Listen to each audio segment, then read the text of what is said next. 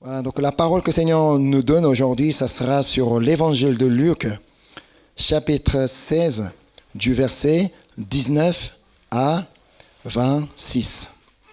Comme la dernière fois, donc je ne pense pas qu'il est facile que nous lisions tous ensemble la parole de Dieu. Je vais lire l'intégralité du texte. Donc je vais lire. Il y avait un homme riche qui était vêtu de pourpre et de fin lin et qui chaque jour menait joyeuse et brillante vie.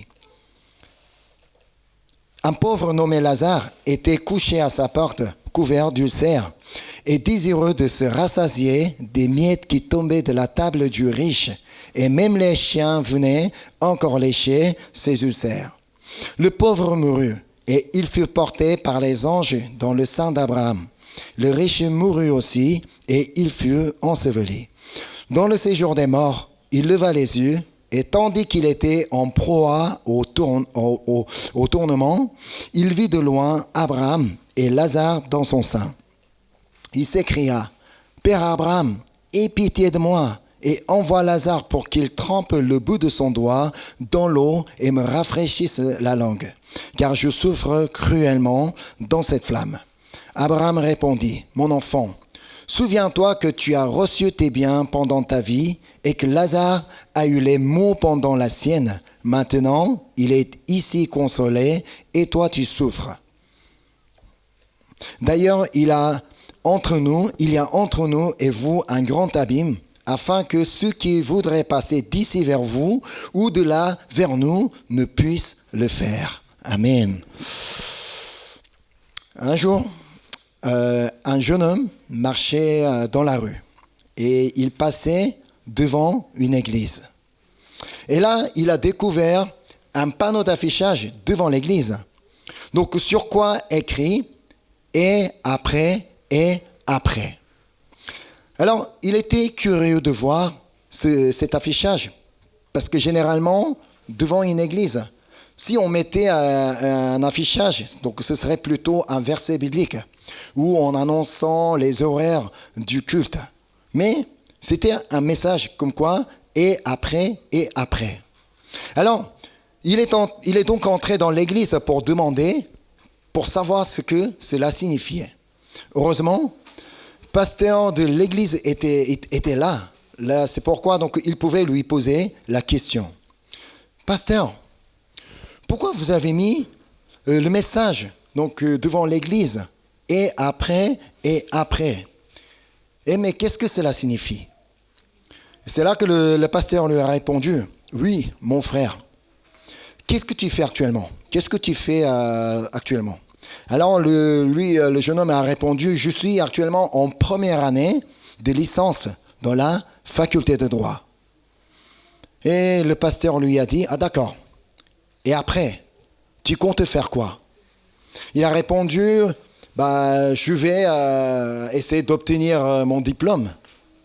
Et après, je vais passer un concours pour devenir un avocat. Et après, peut-être je vais commencer à travailler en tant qu'un avocat. Et après, je vais peut-être me marier. Je vais trouver quelqu'un, je vais me marier. Et après, j'aurai peut-être des enfants. Et après, peut-être mes enfants vont grandir, ils vont se marier.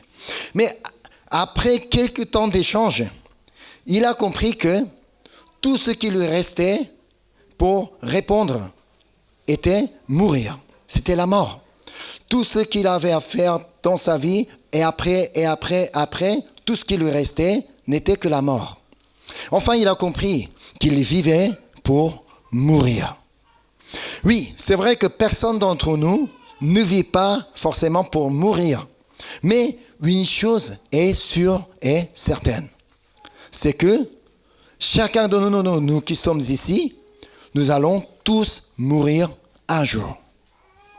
Et nous ne savons pas quand est-ce que nous allons mourir. Nous ne connaissons pas la date de notre mort. Nous qui sommes ici, en fait, nous sommes tous différents. Chacun de nous avons chacun son caractère, chacun sa personnalité, chacun son apparence. Nous sommes tous différents, mais nous avons un point commun, c'est que nous allons tous mourir un jour. C'est pourquoi donc en Hébreux chapitre 9 verset 27, il est écrit « Et comme il est réservé aux hommes de mourir une seule fois, après quoi vient le jugement. » Nous mourrons tous une fois. Nous n'allons pas mourir 2 fois ou 3 fois. Nous allons tous mourir une seule fois. Mais d'après vous, qu'est-ce que la mort? Qu'est-ce que c'est la mort? On pourrait peut-être dire que c'est la disparition de quelqu'un. Selon le dictionnaire Larousse, la mort serait, premièrement, perte définitive par une entité vivante des propriétés caractéristiques de la vie. Et deuxièmement, cessation complète et définitive de la vie d'un être humain ou d'un animal. Et troisièmement, terme de l'existence de quelqu'un. Comme explique le dictionnaire, la mort pourrait être comprise comme une perte de vie, ou encore comme une cessation de la vie, ou comme un terme à l'existence.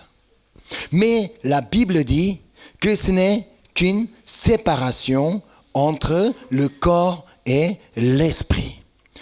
La mort n'est pas une disparition, ce n'est pas la fin de quelque chose. En fait, la mort n'est qu'une séparation entre le corps et l'esprit. Ça veut dire que nous n'allons pas disparaître. Notre existence va finir après la mort. C'est ce que Jésus démontre avec la parabole d'un riche et d'un pauvre dans le texte aujourd'hui.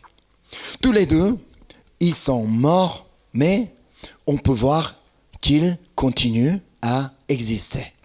Donc c'est ce qu'on peut voir donc, dans le verset 22 et 23 du texte aujourd'hui. Le pauvre mourut, il est mort, et fut porté par les anges dans le sein d'Abraham. Le riche mourut aussi, et il fut enseveli. Dans le séjour des morts, il leva les yeux, et tandis qu'il était en proie au tourment, il vit de loin Abraham et Lazare dans son sein. Rien que ces 2 versets nous parlent beaucoup de choses. Premièrement, qu'on soit riche ou pauvre, nous allons tous finir par mourir. Qu'on soit en bonne santé ou en mauvaise santé, on va finir par mourir. Et qu'on soit heureux ou qu'on soit malheureux, on va tous finir par mourir. Et au verset 19, il y avait un homme riche qui était vêtu de pourpre et de fin lin et qui chaque jour menait joyeuse et brillante vie. Oui, ce n'est pas parce qu'on est riche, ce n'est pas parce qu'on est vêtu des habits de bonne qualité, ce n'est pas parce qu'on menait une joyeuse et brillante vie qu'on ne va pas mourir. Même si on est super riche, même si on a une grande maison, une belle voiture, on va tous finir par mourir. Et encore, versets 20 et 21, un pauvre nommé Lazare était couché à sa porte, couvert d'ulcères et désireux de se rassasier des miettes qui tombaient de la table du riche, et même les chiens venaient encore lécher ses ulcères. Ce n'est pas parce qu'on est pauvre, ce n'est pas parce qu'on est couvert d'ulcères, ce n'est pas parce qu'on passe la vie à mendier qu'on va mourir. Peu importe notre niveau social, peu importe notre état de santé, peu importe notre qualité de vie, nous allons tous mourir. Il n'y a aucune exception. Nous allons tous mourir. Comme dit Jésus, le riche et le pauvre sont tous les deux morts. Mais d'après les versets 22 et 23 que nous avons lus tout à l'heure, on apprend qu'il y ait une vie après la mort. La mort ne signifie pas la disparition de l'existence de quelqu'un. Il y a bien une vie après la mort. Alors qu'ils sont morts tous les deux, ils continuent à exister, l'un dans le sein d'Abraham et l'autre dans le séjour des morts. Ça veut dire après la mort, donc la séparation entre le corps et l'esprit, notre esprit ira quelque part pour y exister encore. La Bible dit que nous n'aurons que 2 destinations finales, comme dit Jésus dans sa parabole. Il n'y a pas nombreuses destinations après la mort. Il n'y aurait que 2 destinations. Quelles sont ces 2? Premièrement, le royaume de Dieu. Le deuxième, l'enfer. On ira soit au royaume de Dieu, soit à l'enfer.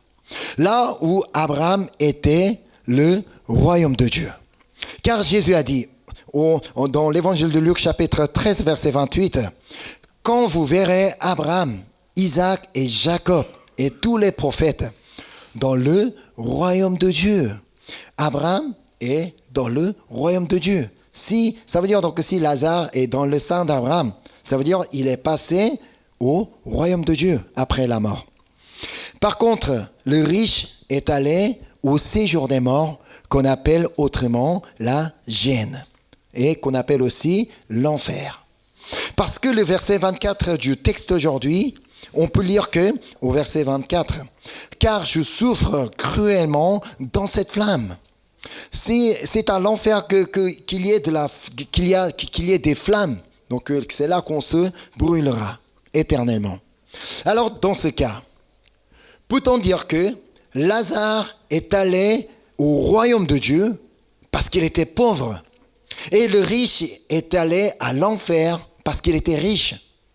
Non, pas du tout. Ce n'est pas parce qu'on est pauvre qu'on peut aller au royaume de Dieu. Et ce n'est pas parce qu'on est riche et qu'on va aller à l'enfer. Il faut savoir qu'il y ait un sous-entendu dans cette parabole. Parce que Jésus a déjà suffisamment expliqué et encore expliqué comment on peut entrer dans le royaume de Dieu. On va voir Jean chapitre 3 versets 16 et 17. C'est Jésus qui parle. « Car Dieu a tant aimé le monde qu'il a donné son Fils unique, afin que quiconque croit en lui ne périsse point, mais qu'il ait la vie éternelle. Dieu, en effet, n'a pas envoyé son Fils dans le monde pour qu'il juge le monde, mais pour que le monde soit sauvé par lui. » Amen. En fait, comme nous sommes tous naturellement pécheurs, un pécheur ne peut pas entrer dans le royaume de Dieu. Là, il faut toujours se rappeler ce point important. Ce n'est pas parce que nous avons commis les péchés que nous sommes devenus pécheurs. C'est parce que nous sommes pécheurs que nous commettons les péchés. C'est parce que nous sommes tous nés pécheurs. Donc, nous, en tant qu'un pécheur, on ne pouvait qu'être péri dans la Géhenne. On ne pouvait qu'être péri à l'enfer. Mais comme Dieu a tant aimé le monde, il nous a donné un moyen pour être sauvés de la perdition. Il a donné son Fils unique Jésus-Christ. Donc nous n'avons qu'à croire en lui pour avoir la vie éternelle et pour être sauvés. C'est la seule condition que Dieu nous exige pour qu'on puisse entrer dans le royaume de Dieu.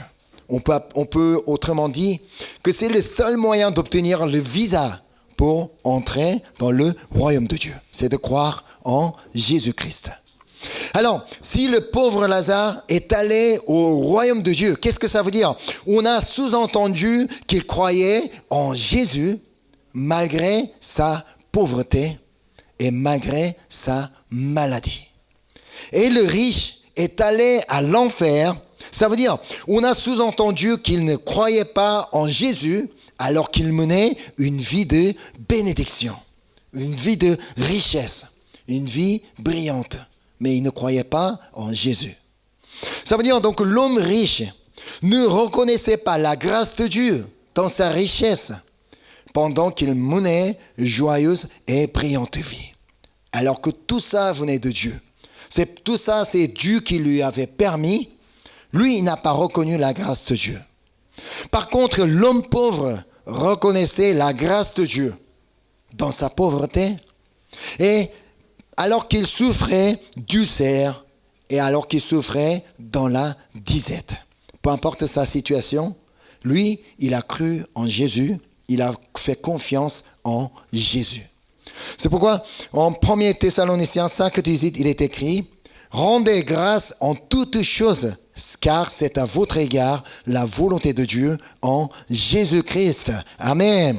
Ce qui nous compte pendant que nous sommes sur la terre, pendant que nous ayons la vie terrestre, ce qui nous compte en premier, ce n'est pas la richesse, ce n'est pas la bonne santé, ce n'est pas la joyeuse et brillante vie, ce n'est pas la prospérité, ce n'est pas la réussite, mais c'est savoir rendre grâce en toutes choses. Parce que c'est à notre égard la volonté de Dieu en Jésus-Christ. Un jour, quand nous serions devant Dieu, donc parce que nous allons tous mourir un jour, et nous allons nous tenir devant notre Seigneur, et quand nous serions devant Dieu, il nous posera certainement la question, mais qu'est-ce qu'il nous demandera? Est-ce que vous pensez qu'il nous demandera, et toi, quand tu étais sur la terre, tu avais combien dans ton compte bancaire? Alors, tu avais quoi comme voiture? Est-ce que tu avais une grosse voiture? Tu avais combien de pièces dans ta maison? Et est-ce que tu avais quoi comme diplôme? Ta licence, master? Ou tu faisais partie d'une grande église, une méga church? Est-ce qu'il posera telle question? Non, il est peu probable. Mais la question qu'il nous posera, certainement, c'est que, est-ce que tu as fait la volonté de Dieu? C'est la question que Dieu nous posera. Est-ce que tu as fait la volonté de Dieu? Est-ce que tu as rendu grâce en toutes choses?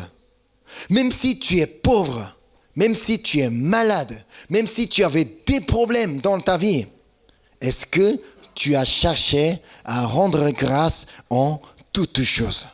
Est-ce que tu as rendu grâce que d'avoir la vie en toi?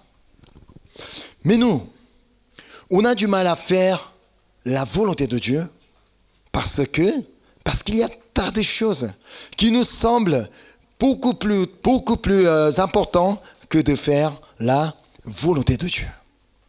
Alors que donc nous sommes appelés à faire la volonté de Dieu, mais pour nous, on pense qu'il y a des choses encore beaucoup plus importantes que la volonté de Dieu. C'est ma volonté. Autrement, parce qu'on ne croit pas en cette parole de Jésus, que nous passons toute notre vie à faire notre volonté. On va voir Matthieu chapitre 6, verset 33. « Cherchez premièrement le royaume et la justice de Dieu, et toutes ces choses vous seront données par-dessus. » Amen. Mais nous, qu'est-ce qu'on dit? Si, Seigneur, je vais faire ta volonté. Mais attends, mais quand je serai assez riche, quand j'aurai un métier stable, quand ma situation sera stabilisée, donc quand tout va bien, donc je vais faire ta volonté. Alors, mais attends, mais pas maintenant. Je vais d'abord faire ma volonté, je vais d'abord faire ce que je veux. Alors, attends-moi. Mais, vous savez quelles sont toutes ces choses qui nous seront données par-dessus lorsque nous chercherons, premièrement, le royaume et la justice de Dieu. Ce sont les versets précédents qui nous le disent. C'est Jésus qui nous parle. Ne vous inquiétez donc point et ne dites pas que mangerons-nous, que boirons-nous, de quoi serons-nous vêtus? Car toutes ces choses, ce sont les païens qui les recherchent. Ce sont les non-croyants qui les recherchent. Votre Père céleste, c'est que vous en avez besoin. Amen. Votre Père céleste, c'est que vous en avez besoin. Amen. Notre Dieu n'est pas un aveugle. Notre Dieu n'est pas un sourd. Notre Dieu n'est pas impuissant. Notre Père céleste sait ce dont nous avons besoin actuellement. Il connaît tout. Il connaît ce que nous avons vraiment besoin actuellement et aujourd'hui. Alors, comme Seigneur est au courant de tout ce qui se passe dans notre vie, ce qu'il nous demande, c'est de chercher premièrement le royaume et la justice de Dieu. Alors, qu'est-ce que c'est chercher premièrement le royaume et la justice de Dieu? Ça veut dire, nous devons faire d'abord la volonté de Dieu pour pouvoir entrer dans le royaume de Dieu. En ne faisant que ma volonté, on ne peut pas entrer dans le royaume de Dieu. C'est en faisant la volonté de Dieu que nous pouvons entrer dans le royaume de Dieu. Oui, certainement, vous allez dire que mais je crois déjà en Jésus. Mais si je crois en Jésus, je suis sauvé alors. Mais je peux entrer dans le royaume de Dieu. Mais je sais que vous croyez déjà en Jésus. C'est pourquoi vous êtes ici présents ce dimanche à l'église. Alors, la question c'est que est-ce que vous cherchez vraiment à faire la volonté de Dieu parce que vous croyez en Jésus? Est-ce que vous cherchez vraiment à faire la volonté de Dieu parce que vous croyez en Jésus? Parce que vous êtes chrétien, parce que vous allez à l'église. Écoutez ce que Jésus dit à ceux qui disent « Je crois déjà en Jésus ». Donc c'est en Matthieu chapitre 7, verset 21. Ceux qui me disent « Seigneur, Seigneur » n'entreront pas tous dans le royaume des cieux. Ceux qui me disent « Seigneur, Seigneur » n'entreront pas tous dans le royaume des cieux, mais celui-là seul qui fait la volonté de mon Père qui est dans les cieux. Celui-là seul qui fait la volonté de mon Père qui est dans les cieux. Vous croyez déjà en Jésus, mais si vous ne faites pas la volonté de Dieu, vous ne vous intéressez même pas à la volonté de Dieu, vous ne savez même pas ce que c'est. On parle de la volonté de Dieu, mais je ne sais même pas ce que c'est, alors mais je fais ce que je veux dans ma vie. Alors qu'on dit que je suis chrétien, alors que je dis que je crois en Jésus, mais on ne s'intéresse pas à la volonté de Dieu. On ne connaît même pas la parole de Dieu. Alors, vous n'êtes pas certain de pouvoir entrer dans le royaume de Dieu après la mort. C'est Jésus qui l'a dit. Ce n'est pas moi qui l'ai inventé. C'est Jésus qui l'a dit clairement par l'évangile de Matthieu chapitre 7, verset 21. Ceux qui me disent « Seigneur, Seigneur » n'entreront pas tous dans le royaume des cieux, mais celui-là seul qui fait la volonté de mon Père qui est dans les cieux. Amen. Alors, la question d'aujourd'hui, c'est qu'est-ce que la volonté de Dieu alors? C'est quoi la volonté de Dieu? Il faut qu'on sache d'abord ce qu'est la volonté de Dieu pour qu'on puisse la faire. Nous l'avons déjà vu dans 1 Thessaloniciens, chapitre 5, verset 18. C'est ça la volonté de Dieu. Rendez grâce en toutes choses, car c'est à votre égard la volonté de Dieu en Jésus-Christ. Amen.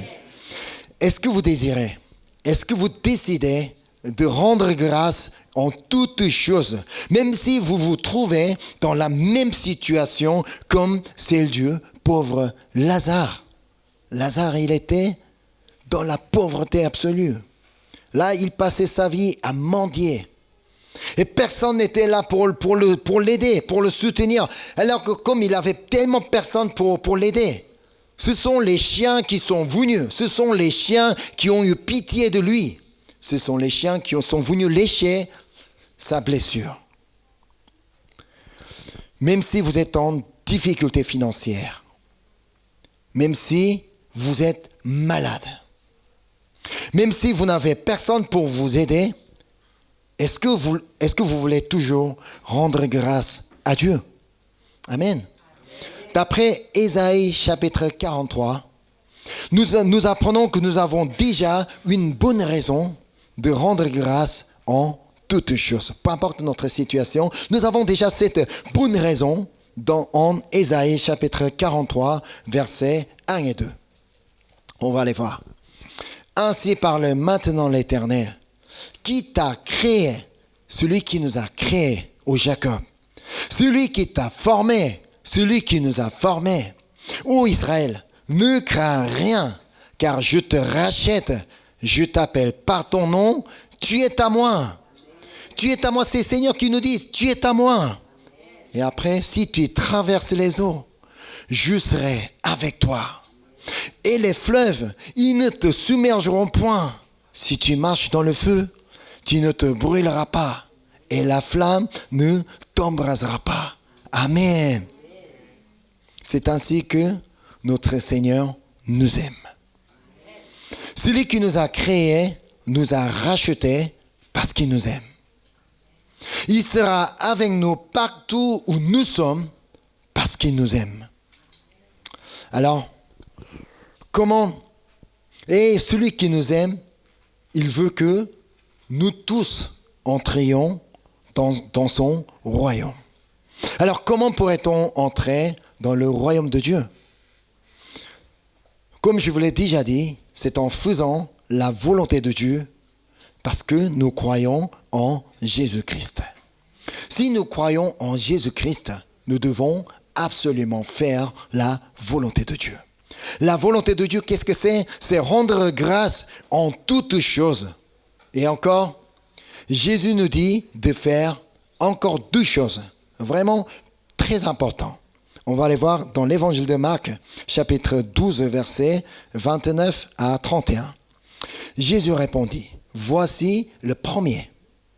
Écoute Israël, le Seigneur, notre Dieu, est l'unique Seigneur, et tu aimeras le Seigneur, ton Dieu, de tout ton cœur, de toute ton âme, de toute ta pensée et de toute ta force.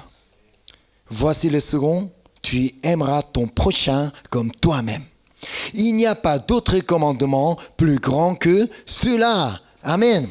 C'est ça la volonté de Dieu que nous devons faire, nous devons mettre en pratique dans notre vie. Alors si vous désirez entrer dans le royaume de Dieu après la mort, si vous désirez vivre éternellement dans le royaume de Dieu, aimez le Seigneur, votre Dieu, de tout votre cœur, de toute votre âme, de toute votre pensée et de toute votre force. Ça veut dire donc qu'il faudra donner 100%. Si on ne donne que 50% de notre cœur, on ne donne 50% de notre pensée, ça veut dire que ce n'est pas tout de notre cœur, tout de notre pensée. Dieu veut 100%. Mais c'est pourquoi donc chaque fois je dis que notre vie chrétienne n'est pas du tout facile. Notre vie chrétienne n'est pas un chemin tranquille et facile à suivre. Qu'est-ce que Jésus nous a dit? Si vous voulez me suivre, suivez-moi en vous chargeant votre croix. Ça veut dire suivre Jésus, aller vers Jésus n'est pas du tout facile. Alors donc c'est vraiment, il nous faut un effort considérable pour pouvoir suivre Jésus et pour pouvoir entrer dans le royaume de Dieu. Ce n'est pas simplement parce que je dis que oui, non, je crois en Jésus, mais je prie à l'église, mais je vais à l'église tous les dimanches. Mais donc je lis de temps en temps la parole de Dieu. Ce n'est pas comme ça que nous allons pouvoir entrer dans le royaume de Dieu. Seulement, lorsque nous faisons la volonté de Dieu, c'est là que nous allons pouvoir entrer dans le royaume de Dieu. Et encore, en aimant notre prochain comme nous-mêmes, que nous allons pouvoir entrer dans le royaume de Dieu. Seigneur nous a déjà souligné l'importance d'aimer nos prochains et encore aimer nos ennemis aussi. Alors qu'on continue à haïr quelqu'un, alors qu'on continue à détester quelqu'un, alors qu'on continue à critiquer, à juger quelqu'un, alors qu'on passe toute notre vie à faire comme ça, si nous désirons à entrer dans le royaume de Dieu. Seigneur dira que, mais qui es-tu? Mais je ne te connais pas. Mais je ne t'ai jamais vu faire ma volonté. Alors on ne sera pas permis d'entrer dans le royaume de Dieu. Alors, je vous invite donc aujourd'hui à aimer le Seigneur, notre Dieu, et notre prochain, et encore à rendre grâce en toutes choses, afin que nous puissions tous entrer dans le royaume de Dieu après la mort, afin que nous y vivions éternellement dans la joie et dans la paix. Amen. Amen. C'est pourquoi donc aujourd'hui, c'est vraiment très important. Gardons bien ce message d'aujourd'hui. nous devons toujours faire la volonté de Dieu pour pouvoir entrer dans le royaume de Dieu. Amen. Voilà, maintenant, je vais inviter donc l'équipe de louange pour passer à la louange. Moi, personnellement, je voudrais vraiment que nous, tous ceux qui sont présents ici, je voudrais que de vous retrouver dans le royaume de Dieu après la mort. Comme nous avons vu dans le texte aujourd'hui, depuis le royaume de Dieu, on peut voir ce qui se passe à l'enfer. Depuis l'enfer, on peut voir ce qui se passe du côté du royaume de Dieu. Mais dans le royaume de Dieu, je ne veux trouver personne dans l'autre côté. Ah lui, non, mais lui, il était dans notre communauté, alors lui, il était avec nous pour adorer Dieu ensemble. Mais comment ça qu'il se trouve dans l'autre côté? Non, ça, c'est pas bon. Donc, il faudra que nous trouvions tous du même côté. Quel côté? Dans le royaume de Dieu. C'est en faisant la volonté de Dieu que cela est possible. C'est pourquoi donc aujourd'hui, nous allons chanter « Attire-moi à toi, ne me laissez pas. Je veux vraiment tout abandonner et restaurer notre amitié, Seigneur. Je veux vraiment t'aimer, Seigneur, de tout mon cœur. Je veux t'aimer de toutes mes pensées. Je veux t'aimer de toute ma force. Et je veux aimer aussi mes prochains comme moi-même. Et je veux rendre grâce en toutes choses, Seigneur.